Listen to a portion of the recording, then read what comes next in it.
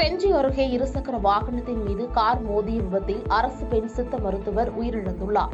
விழுப்புரம் மாவட்டம் செஞ்சி அடுத்த நல்லான்பிள்ளை பெற்றால் ஆரம்ப சுகாதார நிலையத்தில் திருவண்ணாமலை பகுதியைச் சேர்ந்த சித்ரா என்பவர் சித்த மருத்துவராக கடந்த 7 ஆண்டுகளாக பணிபுரிந்து வருகிறார்.